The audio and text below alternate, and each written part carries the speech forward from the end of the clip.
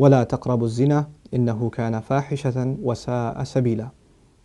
Allah says, don't even go near fornication, adultery, az-zina. Don't even go near it. He doesn't say la tazinu, don't do adultery, don't commit adultery. He says don't go near it. In other words, there's the act itself, and then there is a series of smaller acts that lead to it. It's got a perimeter around it, and you can't even go close to it.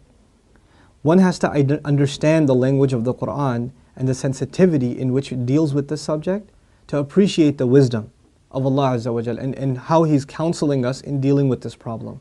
Allah Azza wa Jal is telling us there are certain things that in and of themselves are not haram. You're not going to be able to pinpoint it and say it is wrong.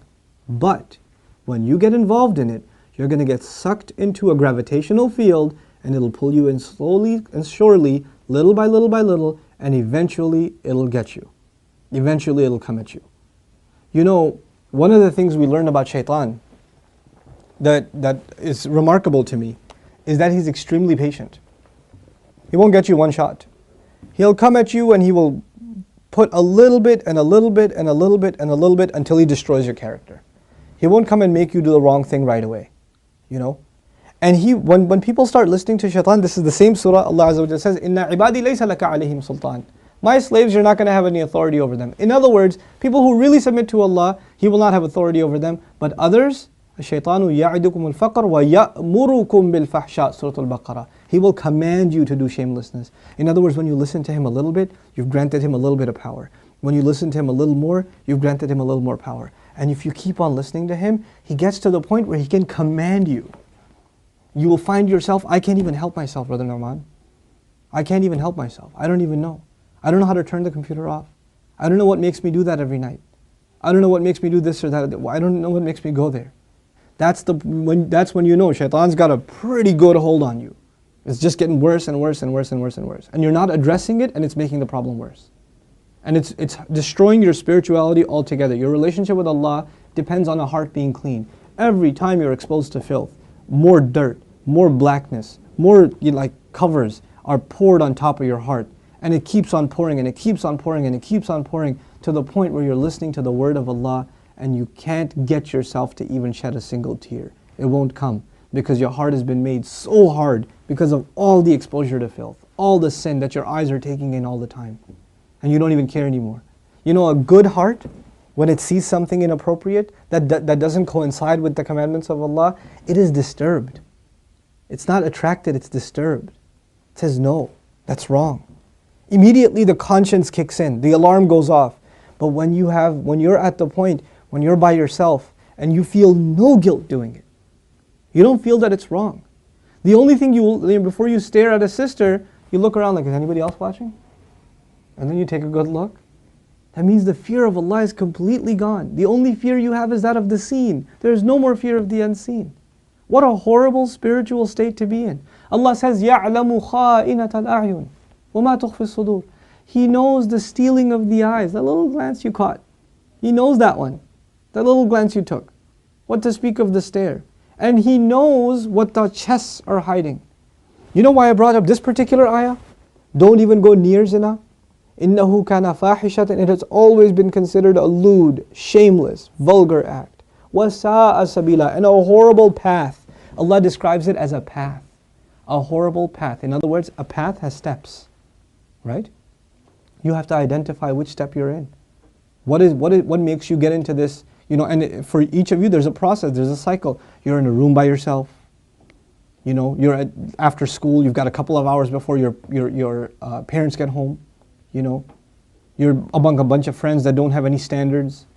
You have to identify what leads you to this sin every time, and you have to cut it in its tracks. You have to stop going down that path. وَسَاءَ سَبِيلًا. What's amazing to me about this ayah, where it's situated. Right after this ayah, Allah says, don't murder people. وَلَا تَقْتُلُوا النَّفْسَ الَّتِي حَرَّمَ اللَّهُ إِلَّا بِالْحَقِّ. Don't kill any person that innocent person essentially. Allah mentioned this crime first and murder second. Can you think of that? Like, we think of murder as this huge crime, right? But Allah says, when you violate the dignity of a human being, that's fahsha.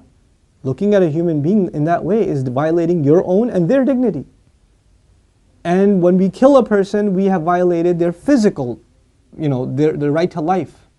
So there's the spiritual murder, fahsha, and there's the physical murder, qatl. There's two kinds of murder here. So Allah mentions the spiritual murder first. Our standards have gone so low. A movie comes out, you see a couple of trailers, you tell yourself, there's just one bad scene in it, it's okay. It's PG-13, it's not R. What used to be R 10 years ago is now PG-13. What used to be PG-13 is now PG. They put filthy scenes in everything now. And we don't even care about the spiritual price we're paying. It's affecting our prayer, it's affecting our dua, it's affecting our character. It's affecting our family life. It is. And we don't care. We just think, hey, that's life, bro, come on, live in the times. It's alright. That's just what it is now. What can you do?